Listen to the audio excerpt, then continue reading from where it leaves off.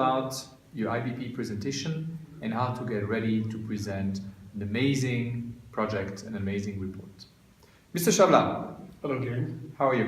Very good, thank you. How are you? A bit nervous. Is it about the presentation? Yeah, I have a presentation in very soon. I have to get ready, and I'm not 100% sure exactly what I need to do. Can you help me, please? Absolutely, that's what I'm here for. Great. What is the main goal of this presentation? The main goal of this presentation is to communicate with your markers. You have a project in hand. You've asked yourself a research question. You have asked yourself if this particular research or if this particular restaurant type is going to be feasible in this area, for an example, or you might have a problem that you might be focusing on. By this time, you should be able to provide for some preliminary answers which are based on the analysis of your primary data. So all that you're trying to do in here is that I have asked this question, which is a research problem, and then these are going to be probably going to be the formulated answers to the research problem I've set for myself. So yeah, I'm looking at doing a restaurant concept, an innovative restaurant concept. So I should already come to some results whether I think that my restaurant concept is feasible or is not feasible, or there's an interest in my restaurant concept. Absolutely. It's completely okay at this stage if you do not have all of your primary data. You might have a wider study, you might want to conduct some follow-up interviews as well, but this is at least the first findings, the preliminary findings that you're coming up with, and that is going to be the big focus of your IBP presentation. So I need to present some primary data already. Absolutely. Okay. Another question that I have, simple ones. How long is the presentation? The total duration of the presentation is going to be 30 minutes, of which it is expected that you will present for about 20, and then leaving the rest of the time for your first marker, who is also going to be a supervisor, and the second marker to ask follow-up questions about what you presented. So half an hour together. Half an hour together, 20 minutes presentation and 10 minutes Q&A session. Absolutely. Okay, so I should aim for 20 minutes. Yes.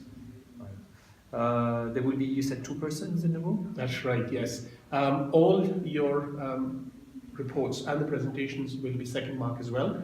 The first marker is going to be your tutor, and then there will be another one person in the room who will be doing the grading, and this is a part of the quality assurance we have at the University of Derby. So you should prepare for at least 2 people being in the room. And if you have any supporting handouts, for an example, that you would like to supply, please do make sure that you've got 2 copies of that to hand. So you tell, like a copy of the slides, for example, would be a good idea? If you think that is going to be helpful for you to explain your points better, then you can bring it along. It may be some kind of graphs or charts that you might have developed that you would like to show, and may not have the time to put them on the slides because you're constrained by time. Anything that you think will help us to further understand your project could be supplied as supporting documents. Okay. So typically, for example, a copy of my questionnaire could be a good idea? That would be very helpful, yes. My interview questions, and some of the, maybe, because sometimes PowerPoint or the Keynote is not very good for having big graphs and lots of numbers. Sure. So we think it would be better if I give you a kind of a handout with that data? Absolutely. Interview transcripts, your questionnaires, some filled in questionnaires, for an example, anything that will support your findings, yes. Okay, so 20 minutes. If I go a little bit over, like 22, is that okay? Or? That's okay. Like with all the other courseworks as well, you've got a little leeway of 10%, give or take, but any longer than that, you have to be watchful of the time as well. Okay, so 20 minutes. And it's only me, so there's no other students around, it's just me presenting to you? Just yourself, yes. Okay, good. So in the proposal, I remember that I wrote about kind of an introduction, kind of presenting the research questions, coming with aims and objective. Then I talked a little bit about my chosen theory, kind of literature review. Then I did an environmental review as well. There's an element of a methodology as well as findings, and then coming to conclusion. That's a lot of information that I need to put in 20 minutes. How can I? Do I need to present everything? It's a very good question. You will need to at least briefly provide a background to your study, so you can probably start with the aim, and you can speak to us about why you're pursuing this particular research. You will have to very briefly speak about the theories as well, because without all of this information, it will be difficult for us to understand how you arrived at the findings. But don't go into depth. with the theories. Don't provide me with an appraisal or a critique of the theories, for an example. Say what theories you've chosen and why. A very, very brief, maybe on one slide, your environmental review through the tools. You might have used a pestle, for example, and you can give a justification for that. But the key focus in here will be on the findings itself. Okay, so I kind of present you the theories and explain you why I've chosen these theories. Talk about the environmental review, because I can lose a lot of time if I go through my pestle and told you every single point of it. So you tell me I should focus on the main findings. On the main points of that environmental review. Absolutely. So maybe one or two most critical points which are then relating back to your findings, which are impacting your findings as well, is what you should focus on. But it's a huge project, and we do realize that, and you're quite limited in terms of time as well. Yeah. So you have to be very, very selective, and you have to really prioritize what is most important, most critical. Okay. And then if your markers want to know more about something that you might not have been able to explain, they always have the opportunity to investigate further through the question and answer session as well. But I like the point what you said is focus on the elements that are critical to my findings. So something that I've used in my findings, I should present it. So there's a linkage. Absolutely. Should I talk about my methodology as well? Methodology, again, very, very briefly. So we understand where your results are coming from. You could very quickly go over and say, I did a questionnaire, I got 150 responses, I had closed-ended questions. So anything, again, that will relate back to your findings, but you may not have enough time to provide justification on every single stage of the methodology. Okay. And again, that is something that might be investigated further in the Q&A session also. So you have to be prepared with all of that. Yeah. But again, it's a question Prioritize the of information. what's in the main body of the report of the presentation. We talked a lot about validity and reliability. Should I mention that as well? I think that is important, very important for the IBP project. So if you can briefly touch upon that, I think your markers would like to know about whether we can trust the findings of your study. So how make sure that what I present, that is the data that I present, is valid and talk to the right person and reliable, that I can trust. I can trust those results. Okay. And then focus on the findings. I'm still in the process of collecting data. I am aiming for about 100 questionnaire. Right now I'm kind of middle of it, and I don't think I'm gonna have that many more. Is it okay if I just show kind of my data so far, and then this will then be changed for the final report? Absolutely. The intention of the IBP presentation is that this is one of the key milestones. We expect that there will be changes, sometimes even significant changes made to the report, and we expect that you will be taking the feedback from your markers on board to address specific points, to improve certain areas that might have been pointed to you as well. So you have every chance to work on your report further. There might be data that might be added to that, and that's completely fine. That's acceptable. Okay. So it's fine if I present like half of my findings, Yes. and I can explain to my tutor and whoever is in the room, second marker, right? Yes. To that I'm still working on it. There might be some slightly changes. Absolutely. Okay. Work in progress, yes. So it's okay if the results are not exactly the same between both. Right? Yes. You said I will get the feedback, so will I get a grade before I write my report? Yes, you will get the feedback, the grade before the report as well.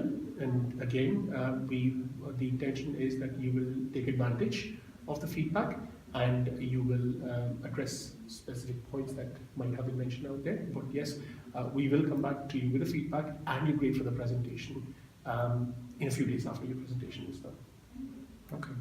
Oh, that's great. So it's an actual grade. It's not a pass or fail like the proposal. No, you will receive an actual numeric grade for this. Fine. You said in the beginning of this presentation that it was important for me to answer my research questions.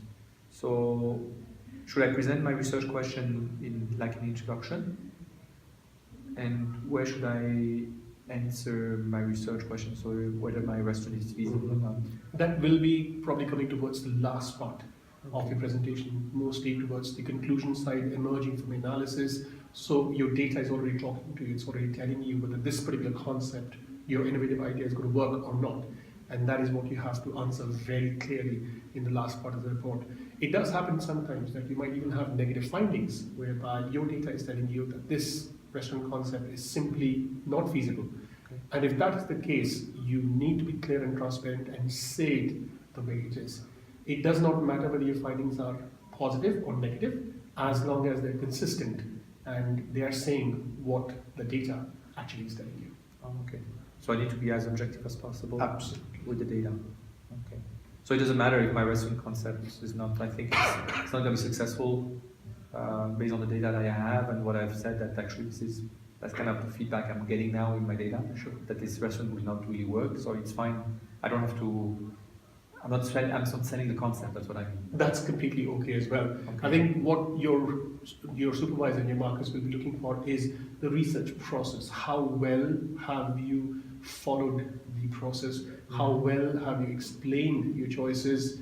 And what the outcome might be, whether it's positive or negative, has less of a bearing, but it's how well you have actually followed the research protocols. Okay. And what else? So you said the way I followed the process, the choices I've made. What else am I graded on?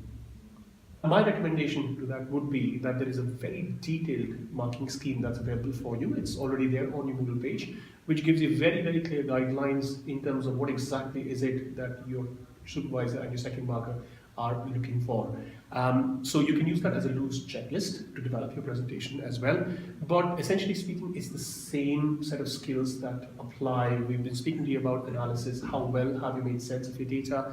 We've talked about critical thinking skills, for an example. We spoke about evaluation, for an example. We'll be looking at how well have you established the linkages between what's being said in your literature review, environmental review, and how well is that connected to your data analysis, for instance. So all of these are the key factors that will that will propel you to a higher grade. Okay. So you just said something, so it means I need to use my theories when I analyze my data? Yes, absolutely. To show what was already found out by somebody else in your literature review, and whether your primary findings, which are your own first-hand findings, agree with what was there in the literature, or they may have a different story to tell altogether. Okay.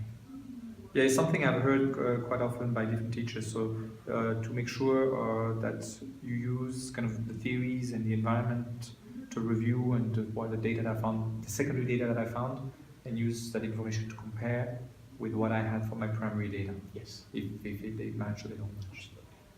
Okay. Right. I think I understand. So essentially, what I should do is really kind of base myself on the proposal, the feedback that I got from my supervisor in terms of the proposal, by looking at the data that I have, and then make it a presentation. Yes. And kind of do you think it's a good idea maybe to make myself an outline of how I want to do my presentation and then meet with my supervisor? I think that would be a very good idea to get some formal feedback on your presentation as well. And of course, if there's some areas that your supervisor feel could be further improved, I think that's a great opportunity. You should definitely take advantage of that. Okay. Maybe not just the day before. No. No. Allow them some time as well.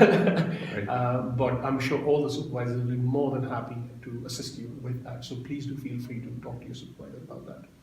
Okay. So present. Okay. Yeah, I'll do that. All right. Thank you very much. Thank you.